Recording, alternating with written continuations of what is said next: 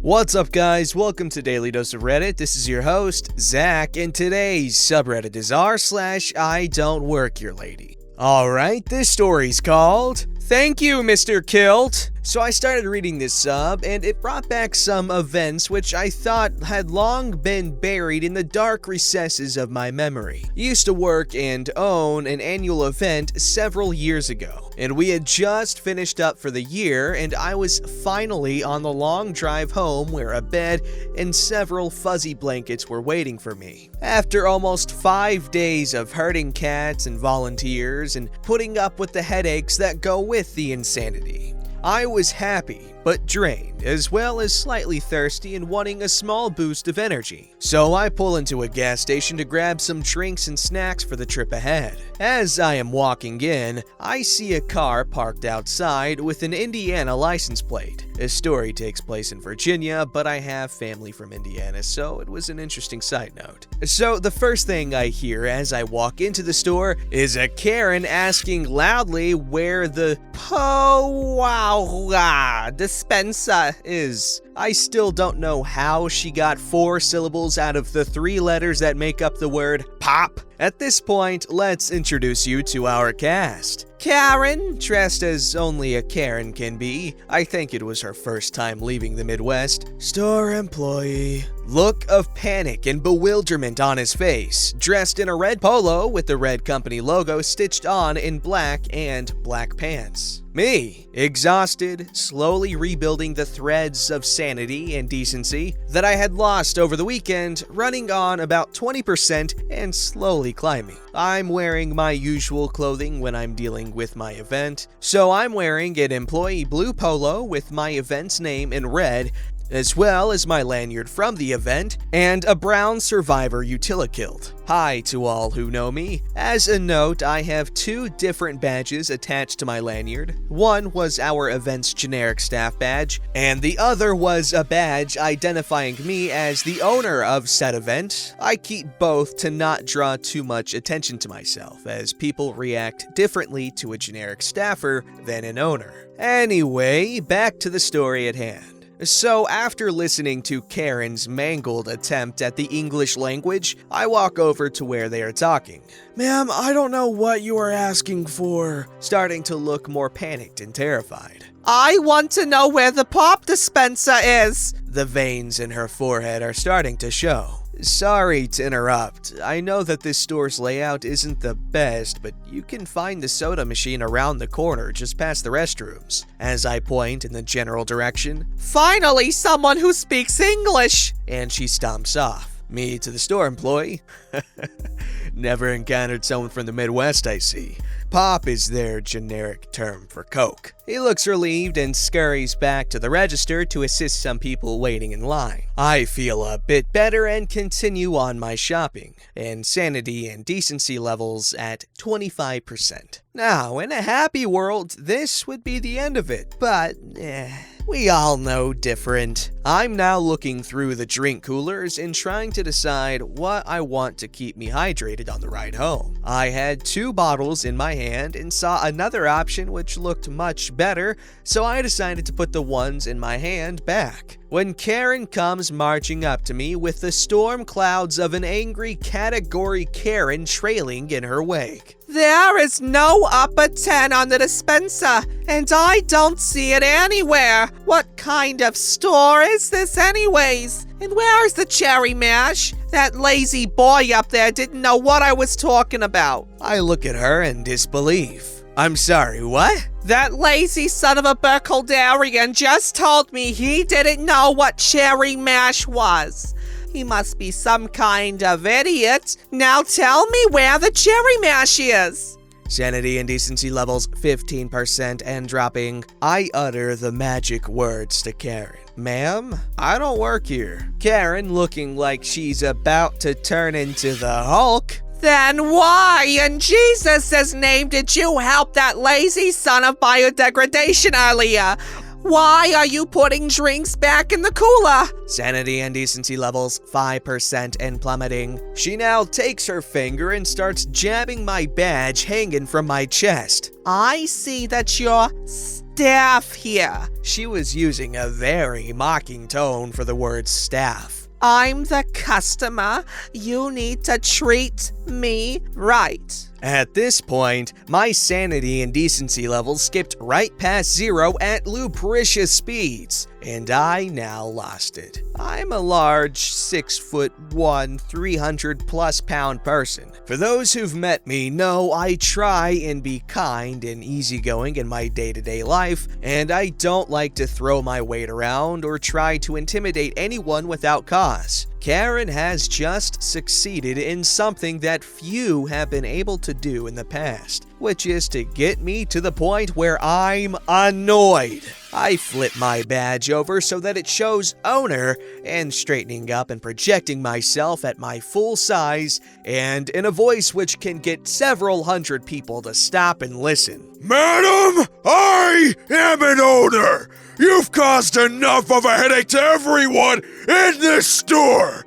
Please apologize to them and leave. And like a 6-year-old who knows they've been busted by the school principal and is awaiting their mother to come pick them up, she mutters a quick and meek, "Sorry," and bolts out of the store. I take a deep breath and deflate, grab my drinks, and head up to the counter. The poor store employee is looking at me like a deer in headlights. He rings me up and I pay and get ready to walk out of the store. As I get ready to leave, have a good day, sir. Thanks, you too. And cheer up, it only gets worse. Epilogue. A few months later, I'm traveling to a meeting for my event. I stop off at this same store to pick up some drinks. I'm in my kilt, but this time I have one of my t-shirts from my event on. Holy bleep! It's Mr. Kill! Really? Where? I want to get his autograph. Store manager then proceeds to tell me what happened after I left. It seems that it was only the second day that store employee was trusted with manning the store without someone else being there and was already nervous about it. Our adventure happened with less than an hour to go on his shift. It also turns out that the store manager had walked in behind me and watched the whole thing. Shortly after I left, he went to the back and made sure that he had the security footage saved, as he wanted to watch and laugh about it later. Next thing, he sees that there are now 2 squad cars sitting in his parking lot, and there are now 2 police officers talking to the store employee with Karen standing off to one side. Is there a problem? Yes, Karen here claims that she was assaulted by your employee and the owner of the company.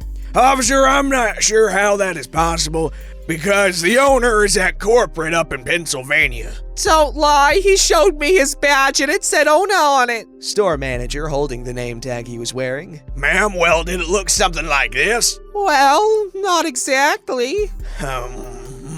If you'd like to follow me, I'll be happy to show you the security footage. Karen watching the footage of when I walked into the store. There, that's him. That's the person who said he was the owner. I highly doubt that he is the owner of this store. I agree. What makes you so sure? First off, he's walking in through the front of the store. Most employees will come in the back. Secondly, if you look at the logo on his shirt, it's for an event that happened last weekend. And finally, ma'am, he's wearing a kilt. At this point, Officer 1 and store manager start chortling. She turns to Officer 2. A what? A kilt. It's a traditional Scottish garment. They get to the point where she is poking me in the chest and my reaction. Ma'am, as you can see on the tape, there was no assault on either store manager or Mr. Kilt's part, and filing a false report is a crime. He turns to store manager. From what we've seen, Karen has assaulted Mr. Kilt. Would you like to press charges on his behalf? Karen then proceeds to spin a web of bullschnozzle. Store manager really doesn't want the hassle, and the officers let her go with a warning. Once they leave and store employee's replacement has arrived, store manager calls him back into his office and discusses the events. Store employee was relieved to know that he did nothing wrong. and that he wasn't gonna get fired over the event. He was then able to handle the job with ease and joked with his boss about having a Mr. Kilt day. Thanks for reading. Notes. 1. For those unaware, in the US there are several generic names for carbonated beverages, and depending on where you grew up is how you refer to it. As for why I was wearing a lanyard and badge in the first place, I was packing up and throwing stuff in my truck for the drive home and it was loose, so I placed it on my neck and forgot about it. 3. Utilikilts are one of the most wonderful garments one can own. Hey, I'm all for functionally comfortable and stylish clothing. That's why I'm all for the Hawaiian shirt. Keeps you cool, keeps you looking cool, and they're cool. A quote I like to use a lot on this channel is from Gata in that show Dave. The drip ain't on you, it's in you. That could be very inappropriate, I'm just realizing. But it ain't. Also, the best regional term for soft carbonated drinks is pop. Hands down, I'm sorry. Call me a Karen, but it's pop. This story's called, I Used to Work Here, but Not Anymore. So this is a story from 2014, when I was a leasing agent working at an apartment complex. First, some backstory. I happened to work where I lived, and while this may sound convenient, and I guess it wasn't when neighbors realized who I was. It was common for neighbors, one in particular, to knock on my door and demand I fix something or that I take care of something for them, anywhere from fixing their AC to lowering their rent. I'd explain that I'm just a leasing agent. I can't fix crap and have no authority whatsoever. And while I have endless stories of people's stupidity, I was rarely able to do anything other than smile and nod and kiss their feet. Ooh. Eventually, it came to pass that I stopped working there and just became a regular resident of that godforsaken place, which meant I no longer had to be nice. I gotta be honest. I was excited, freaking elated at the prospect of my dip-dookie neighbor knocking on my door late in the evening. I could not wait to tell her to go love herself. Sure enough, one day, about a month or so after I was done working there, I get an aggressive knock on the door and I was actually giddy, but also angry at the same time. I had 2 years worth of leasing agent aggression to get out. Anyway, here's how it went. Excuse me, I put in a work order for my fridge about a month ago. It's making a noise and you need to fix it right now because I can't sleep with that terrible noise. Me, joyous at the prospect of her setting herself up so perfectly. Is that so? Well, again, I cannot fix it. You'll have to call the office tomorrow. In the meantime, how can you hear the fridge over your own bull's soup? Excuse me? I'll have you fired for speaking to me like that. How dare you, blah, blah, blah, blah, blah. Good luck, jackass. I don't work there anymore. And for the 1000th time, when I'm not at the office, I can't do jack crap to help you because I'm just a goddamn leasing agent who doesn't fix crap, doesn't have the power to change your rent, and most importantly, doesn't give 2 craps about your fridge being loud when you are the one being obnoxious. So shut the front door and leave me alone! Dumbass neighbor, red and flustered, she tried to cut me off, but I just got louder. Well, I'm definitely calling your boss and having you fired. I can't believe this. She stormed off upstairs. She lived above me, and I heard stomping around and slamming. Bear in mind, she'd been a total schlong to me every time she came over. The others who bothered me, at least, were nice when I explained to them why I couldn't help. She was always loud, obnoxious, and an absolute prick when she'd come to bug me. So anyway, I get a call from my old boss the next day, which was wonderful because at first she was like, So I heard from dumbass neighbor that you used some inappropriate language and were rude to her? That's unacceptable. She just busted out laughing. This neighbor was constantly causing ruckus, making complaints, being a schlong to all the staff, and my old boss was just happy for me, saying, God, I'm jealous. You have no idea how much I want to do that to people, but we just have to freaking smile and take it. What was it like? So, yeah, we had a laugh about it. That was a nice aftermath to that. And that lady moved out later that year, and I did the following year. I hope you enjoyed reading that as much as I enjoyed living it. And if you know of a good sub to share leasing agent stories, please let me know, because I've got some real doozies. For example, the time a resident asked me to take pictures of him for OkCupid. Thanks! Must have felt pretty good. I know for a fact that I'd love to cuss out some hotel guests. Some people are jerks, man. This story's called Karen Follows Me into the Men's Restroom. A few weeks ago, I was visiting my local big box bookstore looking for good clearance items before the store closed permanently. The dead mall it was attached to is being demolished. The store has no dress code, but the employees do wear lanyards, and I wasn't. So I was browsing around my preferred sci-fi section when I realized I needed to use the nearby restroom. So I headed in that direction, which happened to also be next to the mid-store customer service counter. Karen notices me, positions herself directly in front of me, and blocking my path to my urinary destination. I don't know why you don't keep that desk staffed, but I really need your help finding my book. Are you gonna help me or not? Not, I say, remembering the urgency of my business, and I step around her with a variation of, I don't work here, continuing to my destination, thinking that will be the end of the encounter. It's not to be.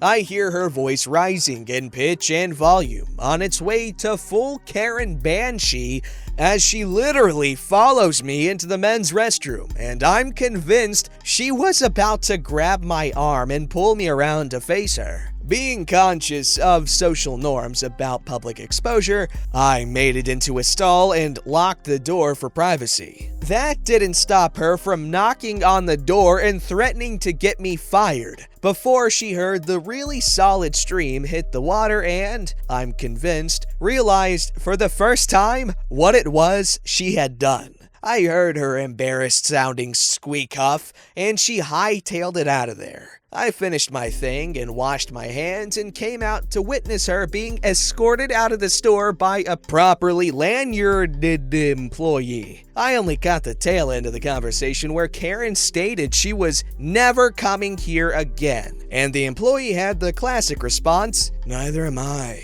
We're closing." I'm curious as to what universe following a person into the restroom to pester them is a good idea, because it's definitely not this one. I figured it out. It must be the same universe where that Karen's brain is, because it obviously isn't this one. Ha! Don't forget to like, subscribe, and hit that bell to never miss an episode.